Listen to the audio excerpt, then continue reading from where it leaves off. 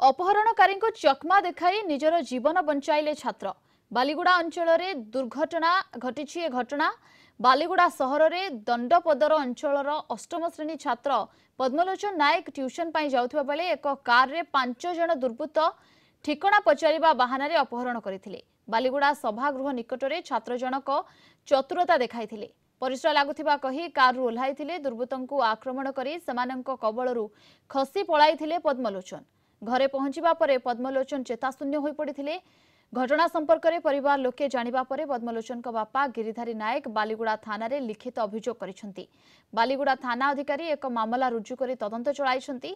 तेबे अष्टम श्रेणी छात्रंक अपहरण घटना एबे बालीगुड़ा सहर में आलोड़न सृष्टि करथिबा बेले तांको साहसिकता को मध्य विभिन्न महल रे भरपूर प्रशंसा करा जायछि। गोटे सिल्वर कलर रो गोटे कारटे आसिला।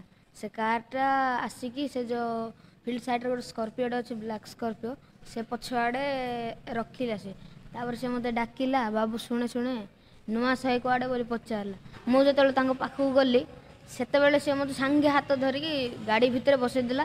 जो पार्टी करने चेष्टा कली मो पार्टीटा को से चापीदेला। तापर मु छाटी पिटी है भितर मत ये गोटे मारिदेला जोर से। मो छाती एवं पर्यंत बथा हो। से माँ आशीर्वाद कुआड़ू से शक्ति भगवान देले जोटा कि आम सभागृह पाखु से परिश्रा करने जीवी बोली कही सेठू परिश्रा करके पुणी ओह्लैकी संघर्ष करके फेरी। कौ लोक किए ए मो पिला दंड देवार कारण कौन? माने मो पिला कौन दोष करथिला ताकू पुणी छाती माड मारी मुह को चापिकी धरी। ए से छोट पिलाटा 13 वर्षर पिला सी कौन जानी अष्टम श्रेणी पढ़ुची।